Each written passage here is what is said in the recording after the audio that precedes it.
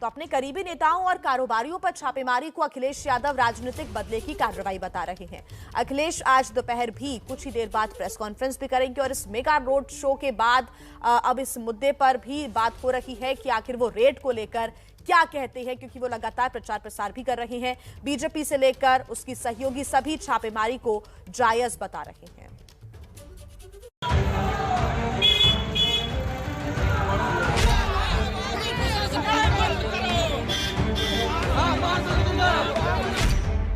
दिल्ली की एजेंसी ने यूपी में लखनऊ से मऊ तक जो हलचल मचाई है, उसके बाद पूरे प्रदेश में पक्ष विपक्ष के बीच वार पलटवार शुरू हो गया है।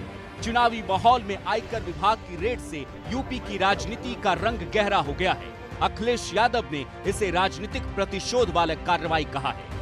बीजेपी को निशाने पर लेते हुए अखिलेश यादव ने कहा, ये जनता का चुनाव है जहां बीजेपी को हार का डर सता रहा है और इसीलिए आईटी विभाग यूपी आ रहा है। उत्तर प्रदेश की हार की डर की वजह से नेता भी आएंगे और दिल्ली से जितनी भी एजेंसियां हैं वो भी उत्तर प्रदेश में चुनाव लड़ने आएंगी। क्या इनकम टैक्स डिपार्टमेंट, क्या सीबीआई, ईडी, ये बहुत पुराने हथकंडे हैं। अखिलेश का सवाल उनके नेताओं के घर पर पड़े छापे की टाइमिंग को लेकर है। कहा, अधिकारियों के पास जानकारी थी तो चुनाव से ऐन पहले ही छापा क्यों पड़ा। बीजेपी की ओर से राज्य के डिप्टी सीएम दिनेश शर्मा ने अखिलेश यादव को जवाब दिया।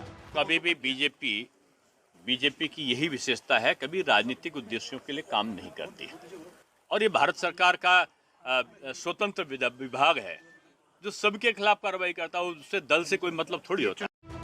बीजेपी के नेता छापेमारी के चुनावी कनेक्शन को खारिज करते हुए कह रहे हैं, जो देश के खिलाफ काम करेगा उस पर समय देखकर कार्रवाई नहीं होगी। जो लोग देश और समाज के खिलाफ गैर कानूनी काम करके और गलत तरीके से धन का संग्रह करते हैं, उनके खिलाफ कार्रवाई तो कभी हो सकती है, चुनाव रहे चाहे ना रहे। जो भी बेईमानी से अथाह दौलत और करोड़ों की कोठी में रहेगा वहां रेट गिरना ही है।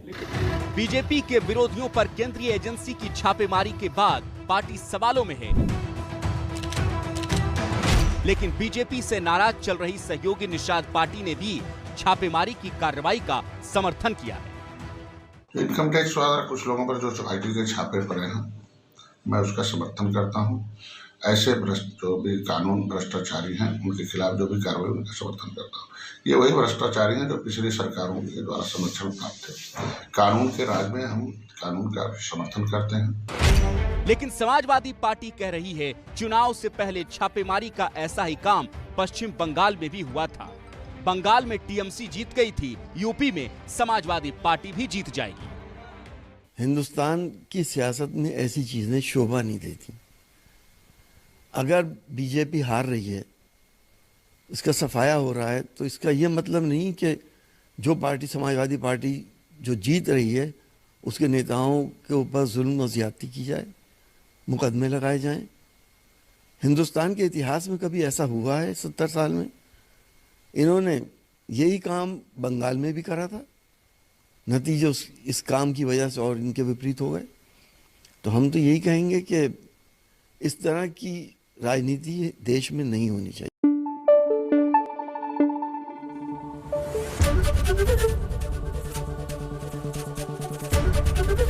एबीपी न्यूज आपको रखे आगे।